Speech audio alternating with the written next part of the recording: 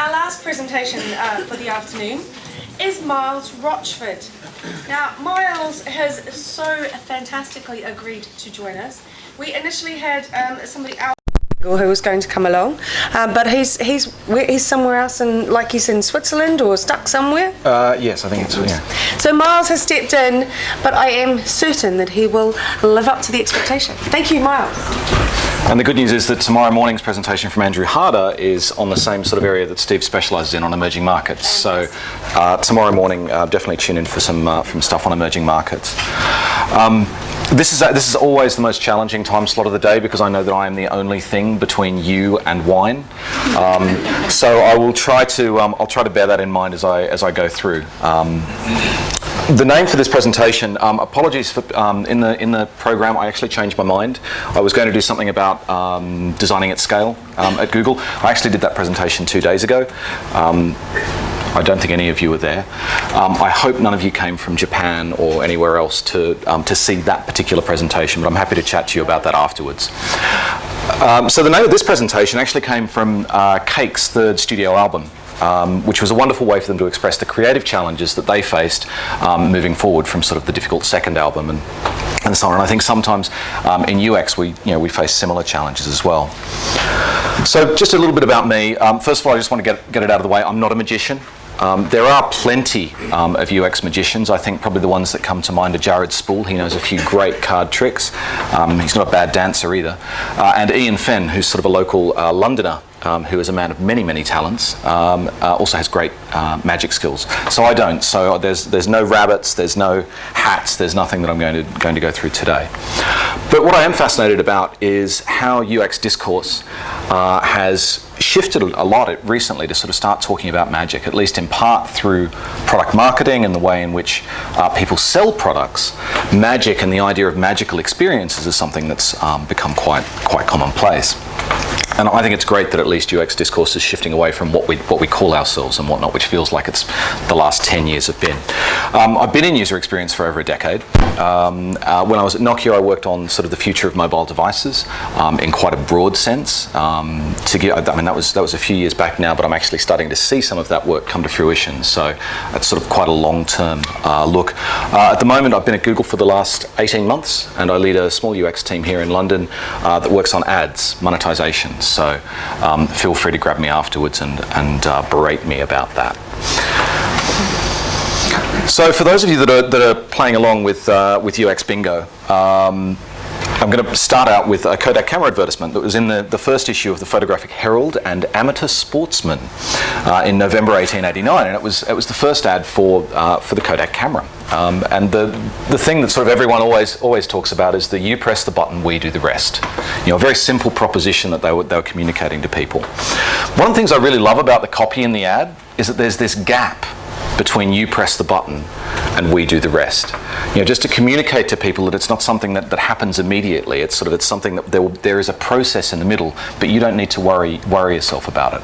It's a really nice way of expressing it. And the other one that stands out is sort of in the smaller print, the only camera that anybody can use without instructions. And if that doesn't sound like like an Apple keynote presentation, I don't know what does. It's a fantastic example of how to sort of sell something that's very new, something that's quite groundbreaking, a bit of a paradigm shift to users.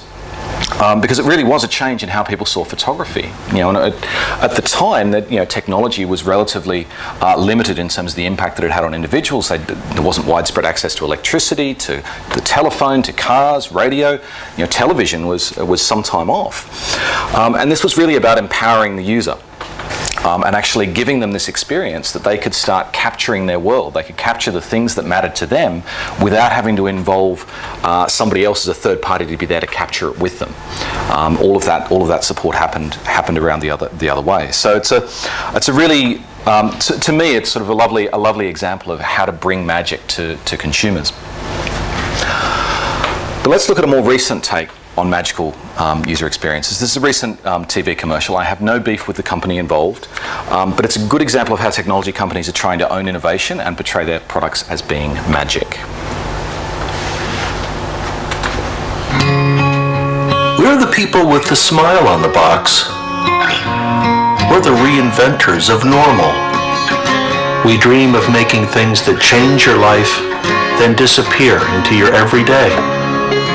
Of making the revolutionary routine.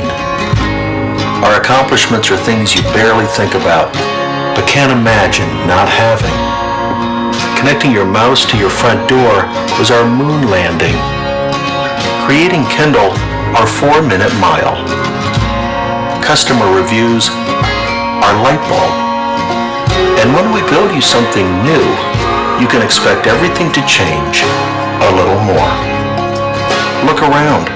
What once seemed wildly impractical is now completely normal. And normal just begs to be messed with. Amazon.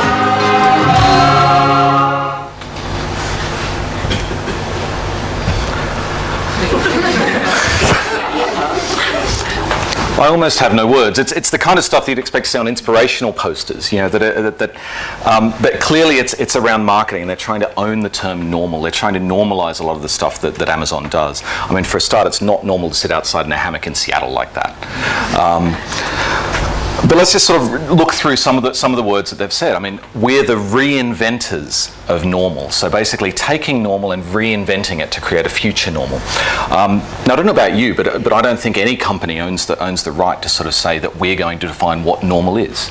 You know, normal is defined really by the people that make up society. You know, to try and suggest that a company dictates what normal is, I think is taking a little bit too far. But I'll talk a little bit about that in a minute. We dream of making things that change your life and then disappear into your everyday. I think that's actually a really interesting comment, because it talks really about how things that at once seem, you know, initially seem quite dramatic, quite magical, can ultimately sort of just flow into the everyday, and they become something that people experience every day, and through familiarity, perhaps they don't feel about them in the same way. And when we build you something new, you can expect everything to change a little more. I think that's just saying we haven't got anything new for the ad, but we will. And when we do, it'll be really brilliant. So that was a little bit of a weird one. Look around. What once seemed wildly impractical is now completely normal, and normal just begs to be messed with.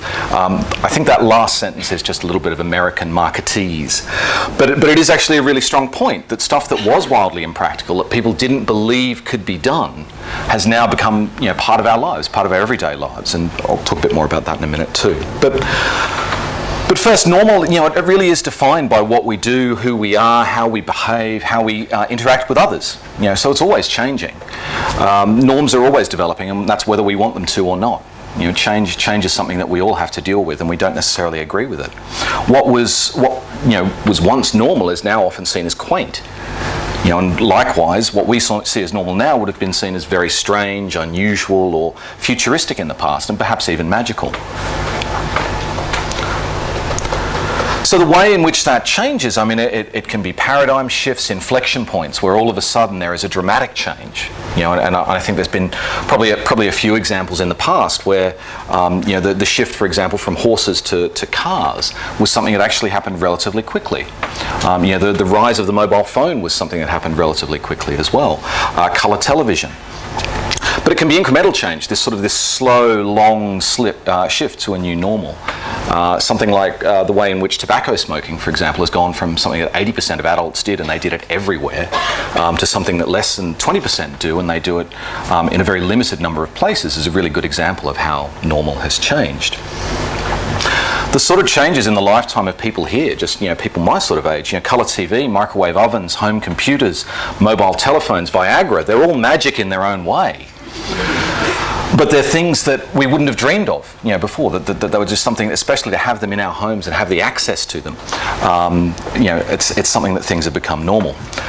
I'm sure you've probably all seen this meme going around. I have tried to track down the original, and it looks like a Sony catalogue, probably from Europe, sometime in the 1980s. But I guess the point is that, you know, 25 years on, the core functionality of every one of the devices that you see here is now provided by a single device that fits in your pocket.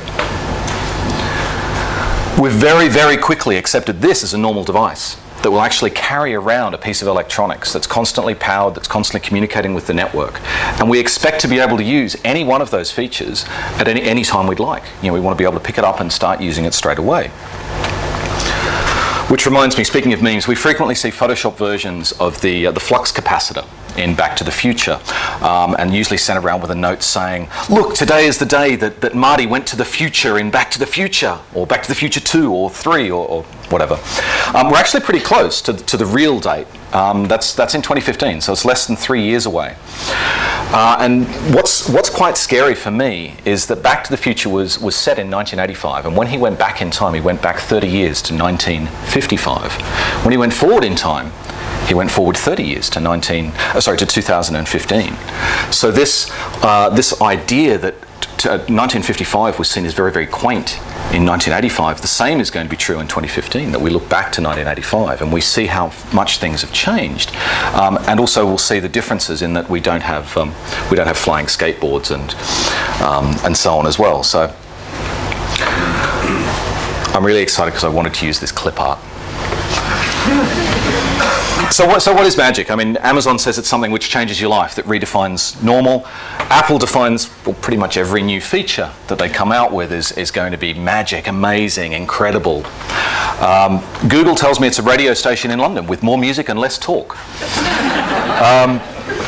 But should marketers be defining magic in terms of features? Is it a checkbox that you can check off to just sort of say this product is magic?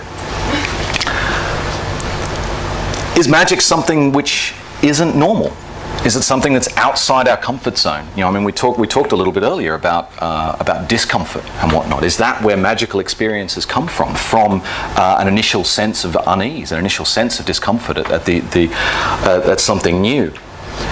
Is it something which gives us powers that we didn't have? I mean, I'm a huge fan of Misfits. Does it give us the ability to bend time and space, to even become digital, to enter the digital world, much in the way that science fiction, things like Tron and The Matrix have told us in the past? And can something stop being magic? Is Amazon right that once something becomes normal, it's no longer magic? There's no magic left. It's been sapped out of its very existence. So I guess the thing I wanted to sort of distinguish is that I think magic is different from magical. Something doesn't have to be magic to feel magical. It's your emotional response that matters. And from a user experience perspective, it's actually quite similar to the way, for example, that something feels familiar or something feels usable. It doesn't have to be usable to actually feel usable. And I think anyone that's done user testing can tell you that sometimes people really enjoy experiences that aren't usable at all. That we'd fail if we were doing a cognitive review. But they enjoy it. They love it. And I think the same is true of magic, that magic is what you feel about an experience. You feel that it's magical to you based on your experience. So of course, we are all individuals. This is not a surprise. Normal is more of a social construct, and I see normal as being something outside of the person, but magic I see as something that we hold within us. Context helps define whether something's magical as well. I find many things in my everyday life magical. From my mobile phone to my Oyster card, from Spotify to tube exits, so that I know where on the train I should get on, so that I get off right next to the exit. All of these build so much on magical things that we've had in the past, and they ultimately create an experience which still wows me today. So a quick example, this is a scene from a typical London railway station. Some of you might recognise it as Victoria, which happens to be across the road from the Google engineering office where I work, so I go through here nearly every single day. Those of you that have travelled have probably recognised one of the unique features of the British railway system. By the way, I realised that I was wearing this shirt after. Too late, I don't work for British Rail. It was from the V&A's exhibition on Great British design icons. One of the unique features is the decision to sort of stop providing platform numbers to passengers in advance. So there's a window of time starting just before the trains appear on the departure board and ending about 5 minutes before they depart. Every other country in Europe seems to have no problems in managing platforms. They're often on the timetables, they can handle changes and all the rest of it, but not here. And so you can see here, this photo was taken at about 2:16. There's trains leaving in the next few minutes that there's just no platform. And so what you end up is just people just sort of standing there looking, waiting, and until the platform changes, and then they immediately go into a sprint, and they sort of go for the gates because there's so few minutes remaining. There's one particular train that if I catch it from going home, I know that if about 2 minutes before I need to be at my platform, there'll be this rush of people across my path, and so it's a little bit of daily sport that I can sort of say, okay, I know that platform's going to come up in a minute, but am I going to get through beforehand, or am I going to sort of like duck and weave through, sort of like human Tetris? So where does magic come into this? Well, National Rail Inquiries released an app for smartphones which allowed you to view live departure information at any station, including the actual platform numbers. So those of us armed with a magic wand, like this, and £5.99, are able to get onto the platform before anybody else. We find out this information before anybody else, and often we get onto the train before anyone else by using an app to bypass the normal way of doing things and allow us to effectively read the mind of the station master, or to sit on his shoulder looking over onto the plan of where trains are coming in for the day. Every day as I walk across the road to Victoria, I know in advance which platform I'm going to be going to, and I can bypass all those people. But it's a bit of a two-class approach. It's kind of a strange thing. It's sort of like, it's a little bit like priority boarding on EasyJet or something like that. It's like, I've paid my £5.99, therefore I can get to the platform before you. Which does make me feel a little bit uncomfortable, but that's also kind of a British thing as well. So I'm kind of sort of like, that's okay, I'll be in this class. It's not a problem. But that's a magical part of my day. You know, and it seems strange. I mean, we all latch on to little things that sort of get us through the day, especially living in a big city like London. But to me, being able to get to the platform, know where it is in advance, and not have to worry about going through the social construct that we have of just standing and staring at things is really important to me. And that's just an example of the information that shows. Very, very simple app. That's all it needs to show, but it makes a big difference. So magic, I think, is in many ways, it's a way of giving control to users. And you know, we talked a little bit about some of the experiences that you can have when you're out of control, you know, on the roller coaster where you can't get off, you know, that you're completely out of control. But I think one of the things that I've seen is that there's a lot of work going on in terms of giving people the ability to know things that they could not reasonably be expected to know. You know, and in many ways omniscience, to know everything that there is to know. The best example I can think of for that is actually a sat-nav, that it allows you to see around corners. You know, in London it allows you to basically have the knowledge that a taxi driver would have, but without going through sort of the 3 or 4 years of study to do it. There's also having the ability to change things. So take things that are happening digitally and impact upon the real world. You know, a good example of that, I mean, you know, again, just picking up my phone, I could open the doors on a zip car. You know, I could also walk up and actually swipe a physical card against it, but hey, I can make the horn honk and all the rest of it. I'm using my phone. I can do my grocery shopping with a cardo, and then, you know, sometime later there will be a van will arrive, and there'll be bags of groceries and food which I can bring into my house. So we're able to combine knowledge and action in new and different ways, and we're sort of time and place shifting our everyday lives. Things that we used to have to be in a particular physical location or at a particular time, we're now able to shift that around, and that's opened up a whole range of different experiences.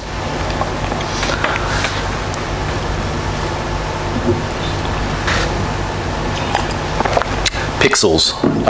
In many ways, they're the bane of my existence. I engage with more of them every year. I mean, when I first started using a computer, I had 512 by 342 of them, and they were either black or white. You know, it's an eighth of a megapixel. I now carry more screens in my pocket that have got 10 times that number of pixels. You know, and they've got 8 million times more the number of colours.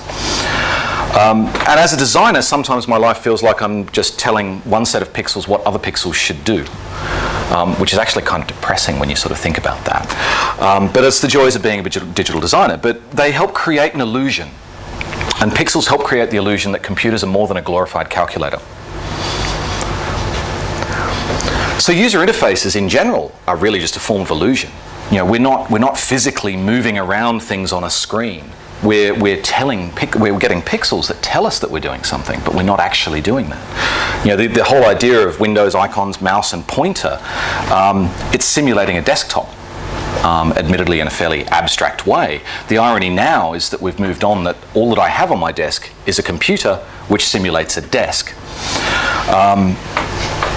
And our actions in the real world are channeled into that digital world using increasingly sophisticated sensors, from mice to trackpads, and now touch screens and approaches like Kinect or Siri, using your whole body's movement and voice. The concept of direct manipulation is just a trick. It makes us feel as though we're in charge of a virtual object, that we're dragging something around on the screen with our fingers. But in reality, we're not. It's just a series of very well-crafted animations that at 60 frames a second are demonstrating, are linking the action that we're taking in the physical world with an action in the virtual world. Kinect is a particularly interesting experience. It creates that magical experience of the TV as a mirror, where you're actually inside the television, you're inside that digital world, and you enter that virtual world through that product. And I think that's a fascinating experience. I was chatting to a person from Microsoft. Is there anyone from Microsoft here? Who worked on Xbox and were working on a game with the Children's Television Workshop, so a Sesame Street game. And they were doing some user testing with kids, and as you know, doing user testing with 3 to 5-year-olds is pretty hard. You've obviously got to get sort of all the grown-ups out of the way and sort of have their parents around so that they're quite comfortable. And it was a Kinect game. I think it's out now, and it was they were testing. There was a particular thing where when you would appear on the screen, and then a frog would appear on your head. Now they hadn't gone to the trouble of actually designing how you'd get rid of the frog. It kind of just appeared. There was no way of getting rid of it at this point. And so they had a little boy come in, and he sort of stood there, and they went through and it turned it on. And as soon as he saw his head in the screen with a frog on it, he started swatting at his head. That he basically felt that he was part of the game, and then he ran away, so that and hid behind the sofa in the lab, so that he wasn't going to be on screen. That the frog would be gone. And so they got his parents in and sort of consoled him and went forward. And then the second time, he went down very, very low, and then sort of gradually came up, saw the frog on his head again, and just bawled, and they had to cancel the rest of the user testing. He just couldn't handle it. But it was just a really nice demonstration of how the new interactions that we're creating are still really quite novel. And the realism around them is something that can have positive and negative effects. The other thing that we're seeing is there's a lot of changes which are happening today that are pushing forward the effectiveness of the sort of illusions that we create for our users and that we fool ourselves with. Speed, for example, getting response times down to sort of sub 100 milliseconds, and not just in a device but over the network as well. So really reducing latency so that when you do need information, you can get it much, much quicker, and it feels as though it's in the device. That there's not this disconnect between what's local and what's on the network. Bandwidth is helping doing that. There's gigabit fiber to the home now happening in the States. 4G, I know EE have recently launched 4G in the UK. At the moment, it's pretty much a Wi-Fi equivalent. The difference being that within a few minutes you could use up your entire month's usage. But I think we'll get there. I think the general principle though is that there'll be more bandwidth available, and you'll be able to do more things on a mobile device. Resolution. This is actually one of my favourite things. That the Retina display is the ultimate end game, and it was a stroke of genius from Apple to basically say, once we ship a device with a Retina display, we will never need to add any more pixels. It's basically the final display. At that size, at that form factor, you will never need to ship another display, because what are you going to improve? The resolution is already at the point where the human eye can't distinguish the individual pixels on the display. So unless you're going to improve the color gamut or the brightness or how well it works in the daytime, and all of those things will be improved, fundamentally you're not going to change the elements of that display, the attributes of that display. And it's been interesting to see them roll that out to all of their product lines now, because it's clearly demonstrating that that's an area where there will no longer be competition. Once you get to the Retina display, there's no more competition, and you're as real as it can get. At around 300 dpi, it's basically like the printed page. I think there's some other more general things happening in terms of context, getting more accurate location, especially indoor location, things like gaze tracking and prediction. So Google Glass, this idea of wearing a device on your face which actually sees what you're seeing. You're able to share it, but it's also able to use that data to sort of help provide you with context to what you're doing. Data, I think, lots more crowdsourcing and open APIs that can bring data in. You know, I still believe, even though it's a little bit old school now in many ways, I still believe in the semantic web. I still think that there is so much data out there which is not coded up in a way that we can use. And I think that when we can use it, we're going to be able to achieve a lot more. And all of these things, you know, they're designed to make the illusion of interacting with a digital device feel more real and basically help us create magical experiences. Or you can go in the other direction and use nostalgia to create a sense of magic. Now, this is Berg's little printer, which I am on the record of being quite skeptical about. You know, that I've been unsure about it in the past, but in many ways it's a nice example of a product that creates a magical experience using, you know, really quite low-tech stuff. It's basically thermal paper that prints out stuff just by heating the chemicals on the paper. It's, you know, it's a really low-tech way of doing it, but it takes the digital world into the real world. And to be honest, it's nice to see somebody moving away from glass, which seems to be where everything's heading these days. I'm still not convinced that at 8 o'clock I need to know that one of my friends was having ice cream 2 hours ago. I'm not sure, you know, what actions I can take as a result of that or what value that has to me, but I still commend the idea of saying at least you're not looking at a screen. At least you're looking at something different. And I think that's actually a really interesting approach. So speaking of glass, there's a different sort of illusion that you see in some concept videos, and for those playing UX Bingo, a concept video. Like this one from Corning, a glass manufacturer, and Microsoft put some out last year as well. So let's just have a quick look at some of this.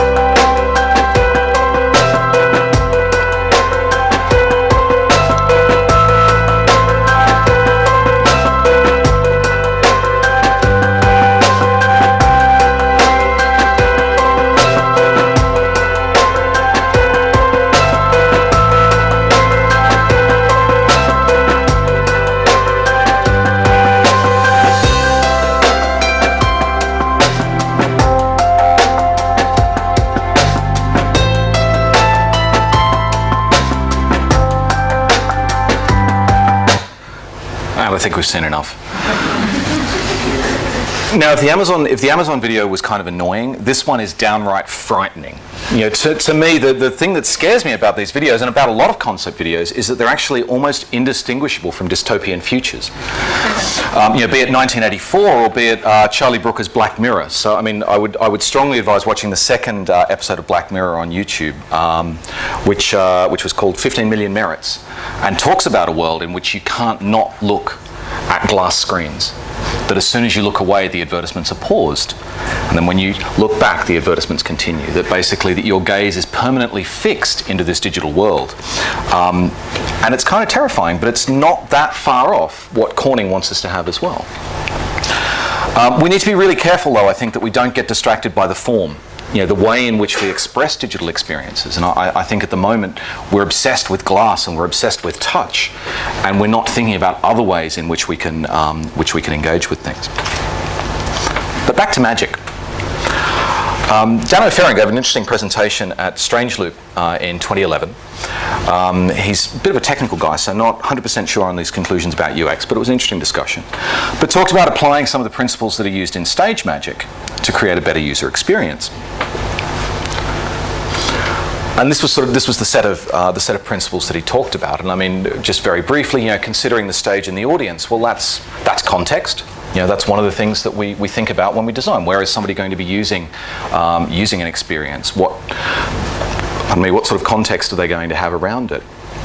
Practice. You know, we want to make sure that an experience is consistent, that it's consistently good, that it's expressed in a way that people can get used to it, people can become comfortable with it. overcoming objections before they arise. This was kind of an interesting one. I think his example in the UX world was sort of predicting some of the questions that people would ask. That as they're going through a purchase flow, for example, making sure that the delivery information is up front, that they're getting what the information that they expect as they go through. But perhaps it's also about thinking about the kinds of edge cases that come up in terms of an experience as well. Patter and showmanship. You know, a little bit of marketing guff, I guess, goes a long way. But basically, you know, being upfront and trying to get people excited about your product, which I think is actually a really important thing. That if you can get people excited about your product, they're more likely to engage with it more. And so a little bit of showmanship goes a long way. Then there's perhaps some of the more negative things in a way, but using sleight of hand to sort of to have someone focus over here while you're doing something around here.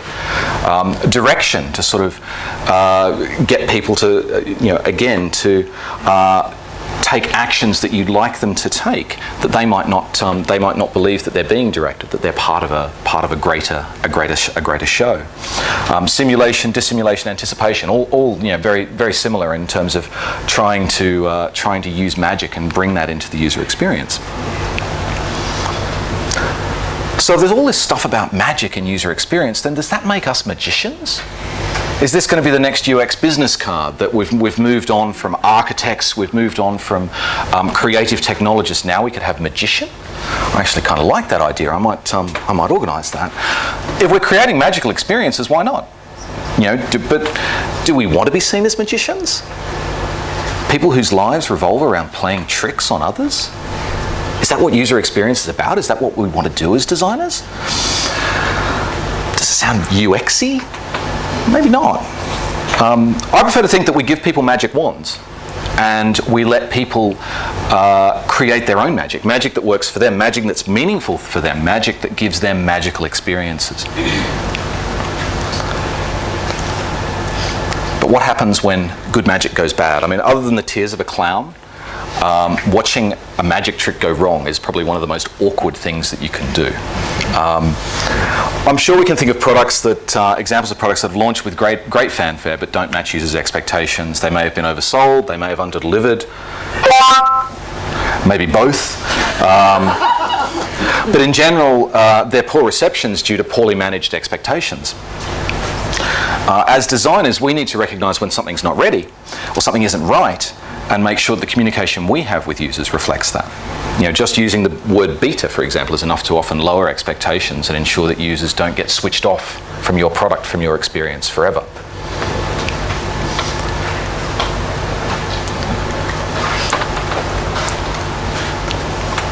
So how do we prolong the magic? How do we sort of keep magic involved in a user experience as it develops, as it becomes normal? And I think one of the most fundamental things is to remember that people think about magic in different ways. You know, each of us is normal, even though we're all different. We all fit. We're all normal. Maybe I'm just speaking for myself here, but you know, and we've got to remember though that everything was once magic. Every piece of technology we have, at some point in the past, was seen as being incredible, amazing, unbelievable, something that could not possibly exist, and yet it does, and we've incorporated it into our everyday lives.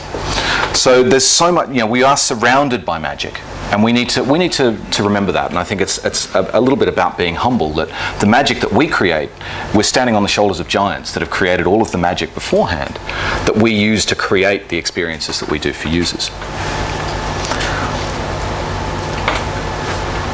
We need to put power in the hands of users, but I don't think we need to turn them into little emperors. You know, these godlike uber gods that can control everything, that know everything. You know, I think there's a reasonable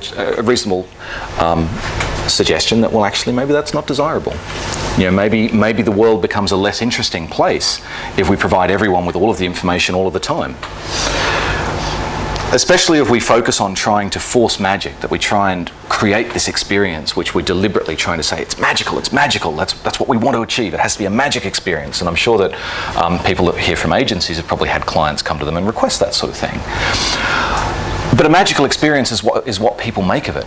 And so really what we've got to do is continue to make things fun, make them playful, make them beautiful. You Don't try and force magic where it doesn't exist. Just try and create the environment in which people can have a magical experience. Beautiful seams and connecting things together in creative ways allow you to create that environment. And finally, I guess magic's not an end point or a feature. It's not something you sort of tick off like, yep, we've done the magic, ship it. You need to manage expectations not only of users but also of marketing people. The people that are going to actually be selling an experience to people. That they know what the constraints are. They know what's really good about the experience. They know the things that perhaps aren't so good. But they shouldn't be selling it as this is magic. It's not everything to everyone. And I think sometimes marketing people can obsess about that. They obsess about wanting to describe things as magic, amazing, incredible, innovative, new. When in fact maybe it's just a good experience. Maybe it's just solid. Maybe it's a little bit of fun.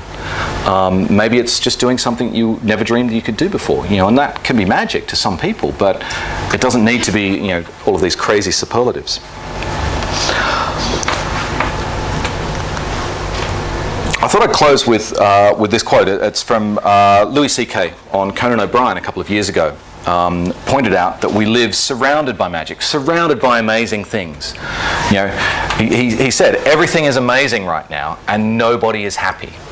And to illustrate that, he used a couple of different points. He said, people are still unsatisfied, dissatisfied, and frustrated by technology, despite the fact that there's some incredible technology out there, and it is in the palm of people's hands. It is travelling with them. Their expectations are sky high, and so he talked about watching people tapping away on their phones impatiently, when 10 years ago there was no smartphone. And I say that advisedly, having worked for Nokia. The expectations people have, the complaining, the moaning when a plane might be delayed for 15 minutes because of a technical issue. And it's like, hang on a minute, you're going to get in a metal tin and you are going to go up into the air from one place to another. And you're going to be fine afterwards. It's going to be quite comfortable. You might get served some peanuts. You might, it's not going to be an entirely unenjoyable process, and it's going to allow you to go to different places. And yet, your expectations are so sky high that you're forgetting about the magic. You're forgetting about what underlies it underneath. And as designers, we need to continue to create amazing things. And that's a fundamental thing that as designers we need to do. We need to push forward and continue to create amazing things. But we should always stop to think about the magical things that already surround us every day and, to be honest, help us survive, help us get through living in such a crazy world. Only then can we prolong the magic for everyone. Thank you so much. Good time for some questions? Thank you very much, Miles. That's very thought-provoking for this time of the day. The wine will help with that afterwards. The wine will definitely help with that afterwards. Does anybody have any questions for Miles? Oh, look, see, this you were saying about the most difficult slot. They all know that there's wine out there. Does anybody... So there have to be at least 3 questions before we get wine. Rob, got one down here? How many song references were there in that? I don't know. I'm going to have to go back and pick them up. But yeah, I do love my music. And I think, Chris Smith movie, but audio. I was tempted to actually bring in the music itself whenever I reference them, but I thought that might get a little bit annoying after a while. Okay, I have a question for you, but this may be a difficult question for you. How do you bring magic into Google AdWords? It's when you use Google Glass, you go to the loo and then you get ads. Well, I actually work on AdSense, so I work on the publisher side. With Google, and I guess the way that I look at that is that the actual experience that I'm creating in terms of people managing their ad units and looking and reporting on how their ad units are performing and counting their money, that's not the magical part. The magical part is that this is a product that every year is putting billions of dollars, like $6-7 billion in the hands of content creators, and that allows them to create magic. Now, not all of them will. Some of them will obviously just put it in the bank, save for a rainy day, feed the family, whatever.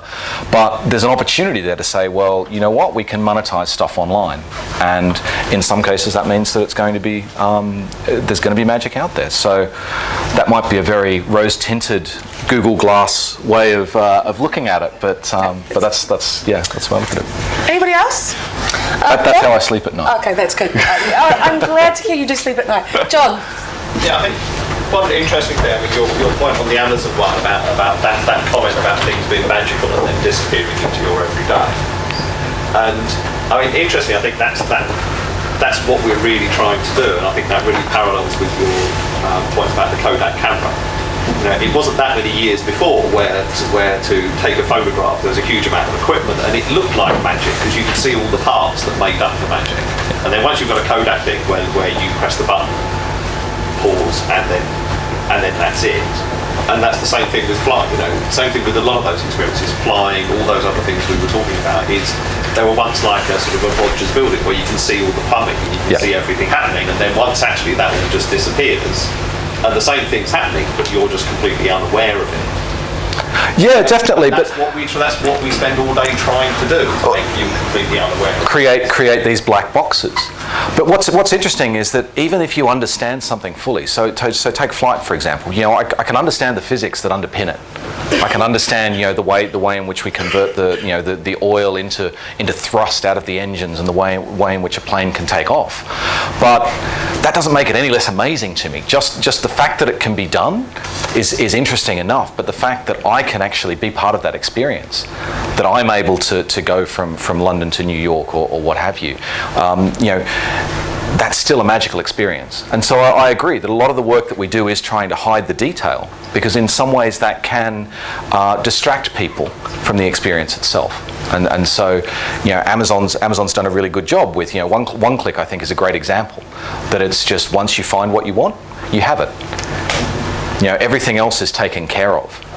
And yes, it might take 24 hours in Seattle, it might be same day or what have you, but they've created an experience that basically removes the big chunk of stuff that wasn't really magical, that was painful.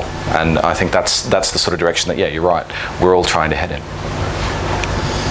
Any other questions? In the pink? Did you quote Arthur C. Clarke somewhere in your presentation? It was he said that every technology in a sufficiently advanced form is magic, which is basically the point. I didn't. You get really good at something, and then it just happens. But it is magic. But I think the problem with that is that if we say that everything is magic, then isn't that the same as saying that... In a sufficiently advanced form. No, he actually said, I had the same thought, and I looked it up. Yeah. It's actually it's his third law, according to Wikipedia, but it's any sufficiently advanced technology is indistinguishable from magic, which is a very different point.